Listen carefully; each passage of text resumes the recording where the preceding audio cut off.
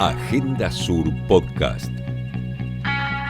Hoy presentamos la situación política en América Latina.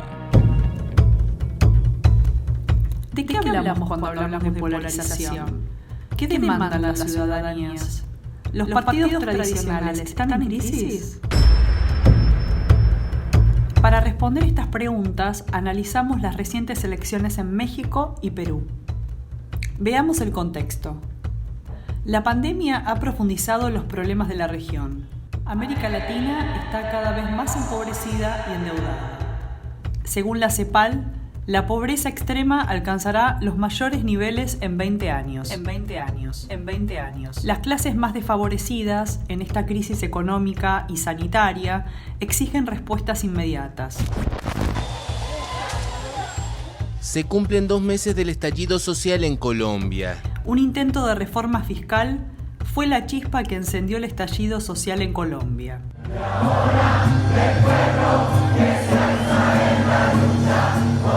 Si bien en Chile las protestas se frenaron por la pandemia, la creación de una nueva constitución mantiene en alerta a un amplio sector del país. La región está en movimiento y también elige a sus representantes. En México se realizaron las elecciones intermedias más importantes de la historia. Se renovaron 500 escaños de la Cámara de Diputados y fueron elegidos gobernadores en 15 de los 32 estados. El oficialismo perdió la mayoría parlamentaria, aunque equilibró el poder a nivel nacional.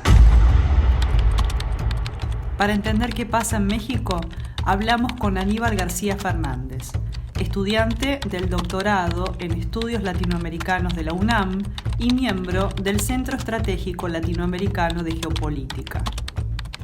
Aníbal, ¿podemos hablar de polarización política en México? Bueno, en el caso de México yo creo que sí es un poco evidente este tipo de polarización política, sobre todo la fragmentación de partidos tradicionales viene sucediendo en México con mucha más fuerza desde por lo menos el 2012, más o menos. A partir de ahí se fragmenta uno de los partidos de la izquierda que era histórico, que era el Partido de la Revolución Democrática, y justamente a partir de ahí surge el Movimiento de Regeneración Nacional, Morena, que empezó como movimiento y después empezó la vida partidista en México hacia el 2017-2018 más o menos. Es un fenómeno que se acentúa un poco más en las elecciones del 2018 y que empieza a formarse como tendencia también en estas elecciones del 2021, sobre todo porque aparecen muchos más partidos en el ámbito electoral que no logran traspasar la vida partidista más de 2 años o un año. Incluso hay partidos políticos que se crean solamente para las elecciones, no logran el mínimo para conservar el registro, que es el 3%. Entonces se fragmenta mucho más el voto electoral, se fragmenta también el sistema de partidos y en estas elecciones sí podríamos decir que el partido que sigue cayendo o los dos partidos que siguen cayendo es el PRI, que es el partido que gobernó más de 70 años en el país, y ahora el PRD que sigue cayendo. Son estos dos partidos los que lograron conservar el registro, pero que ya son tercera y cuarta fuerza política en el país. Perú fue al balotaje. Los dos candidatos llegaron a segunda vuelta con un porcentaje muy bajo de votos. El desenlace quedó polarizado entre el candidato de izquierda, Pedro Castillo, y la candidata de la ultraderecha, Keiko Fujimori. Dos modelos totalmente contrapuestos. Para analizar la situación en Perú, hablamos con Percy Encinas, profesor de Cultura y Política en la Universidad de San Marcos, en Lima. Efectivamente se puede evidenciar una polarización, si es que entendemos polarización como este fenómeno político-social mediante el cual se van asentando en dos extremos opuestos, posiciones encontradas que además se cargan de una beligerancia particular y que en algunos escenarios, como la coyuntura electoral, escalan en esa beligerancia. En ese sentido, sí, sin ninguna duda, hay una polarización. Sin embargo, decía que la fragmentación de partidos, la fragmentación de agrupaciones políticas que buscan ciertos niveles de representatividad de la masa electoral, es también de alguna manera señal de una fragmentación de las aspiraciones, de una especie de incluso atomización.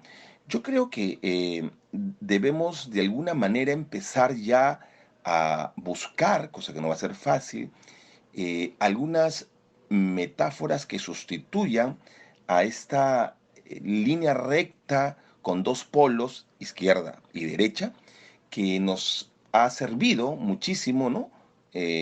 Para entender la política, por lo menos desde que se acuñó en las asambleas francesas. Pero creo que no bastan, creo que esas dos etiquetas están ya caducas porque se han vaciado los significados. La argentina Victoria Murillo, directora del Instituto de Estudios Latinoamericanos de la Universidad de Columbia de Nueva York, desde una mirada más global, nos ayuda a comprender los actuales vaivenes políticos de la región. Diría que en algunos casos, en realidad, hay como más bien fragmentación que polarización. Por ejemplo, la elección chilena o la elección peruana, yo los veo como ejemplos de fragmentaciones. Si bien en segunda vuelta la elección peruana se polarizó, recordemos que ninguno de los dos candidatos sacó más que el 20% de los votos y que la mayoría de los candidatos que el voto se dispersó en mayoritariamente candidatos de centro. Entonces la polarización es resultado también de esta segunda vuelta y de la estrategia electoral del fujimorismo principalmente. Pero lo que se ve es que el descontento en países como Chile o como Perú, y me sospecho que va a ocurrir algo similar en la elección del año que viene en Colombia, es que al menos en primera vuelta, cuando la gente tiene su voto sincero, si querés, es un voto que está muy fragmentado, que no muestra que haya una opción política que sea realmente atractiva en términos de polarización.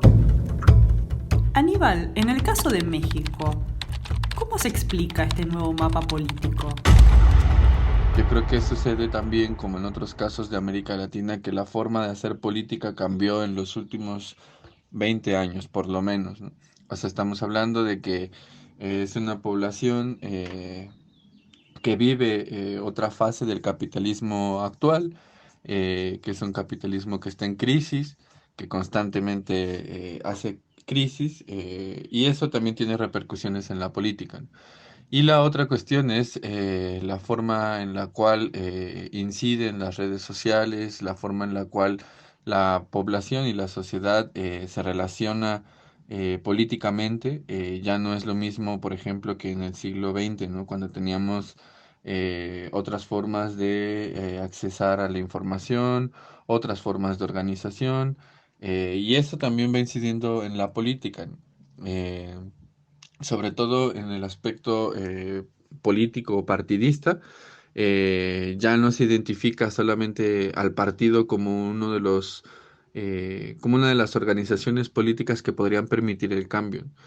Y en el caso de México se nota, por lo menos desde las elecciones del 2012, que la construcción de figuras políticas es más importante que el partido político. Entonces, en ese sentido, podríamos explicar cómo en algunos casos, sobre todo en algunos partidos tradicionales, es mucho más evidente que pueden incluir a gente que no era del partido, que no era militante propiamente, pero que sí tiene la capacidad para presentarse como una opción, ya sea por carisma, ya sea también porque está posicionado en los medios de comunicación, en redes sociales. O sea, va cambiando la forma en la cual se hace política en general, ¿no? En un país con un sistema institucional tan frágil como el de Perú, ¿se puede hablar de cambios en la manera de hacer política? Perú tiene una historia reciente muy particular. En 20 años, todos sus presidentes fueron juzgados por corrupción. Uno de ellos, Alan García, se suicidó en 2019. Otros fueron destituidos y Alberto Fujimori, padre de Keiko, condenado por delitos de lesa humanidad. La verdad es que yo tengo una mala noticia respecto de eso, es que no ha cambiado de fondo. En todo caso, la manera de hacer política puede haber afinado algunos mecanismos, algunas formas, pero creo que los problemas de representatividad, digamos de insuficiencia de la representatividad, de alguna manera de desilusión que imprimen cuando estas agrupaciones toman algún nivel de poder, me refiero al poder formal, de ocupar cargos en los gobiernos regionales, en los gobiernos locales como las municipalidades o en la representación congresal, la desvinculación, la desilusión que ofrecen a sus votantes es bastante rápida y casi ocurre en la gran mayoría. Son excepciones los representantes que llegan a posiciones formales a través del voto, que no terminan reñidos, que no terminan siendo vapuleados y reclamados por sus votantes que los llevaron allí. Entonces, digamos que en esa medida no hago sino constatar las viejas prácticas, ¿no? Quizás hasta más cínicas, más desembosadas, menos disimuladas, ¿no? Las bases sociales que reclamaron una nueva constitución se construyeron en la Plaza Dignidad, en Santiago. Las movilizaciones en Bogotá, Cali, también tuvieron una presencia muy fuerte de la clase trabajadora y de los estudiantes.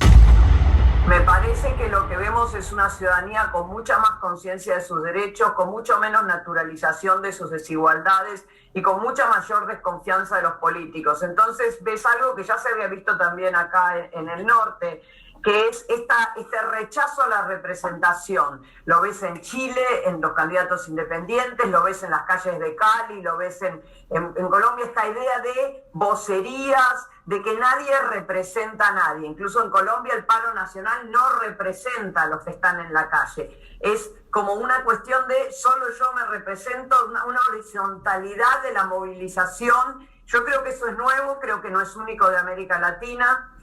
Creo que tiene que ver con una diferente concepción de derechos, de rechazo a la represión estatal muchas veces, y también creo que tiene que ver con las nuevas tecnologías que permiten organizarse más rápidamente sin la necesidad de liderazgos y organizaciones con mayor calado en el tiempo, mayor llegada, territorialidad y un impacto nacional. La polarización y la fragmentación de los partidos tradicionales son procesos inacabados. Están en constante fluctuación. La tendencia marca una fragmentación política que responde a múltiples factores, entre ellos el descontento social y el fracaso de muchos partidos que no pueden responder a las demandas sociales. En noviembre habrá elecciones intermedias en Argentina y el próximo año Colombia elegirá presidente. Estaremos atentos. Quizás este sea un momento de inflexión donde la ciudadanía cobre cada vez más centralidad. Agenda Sur Podcast. Hoy presentamos la situación política en América Latina. Guión y lectura Florencia Veloso. Edición Marcelo Moreira. Agenda Sur Podcast. Hasta el próximo encuentro.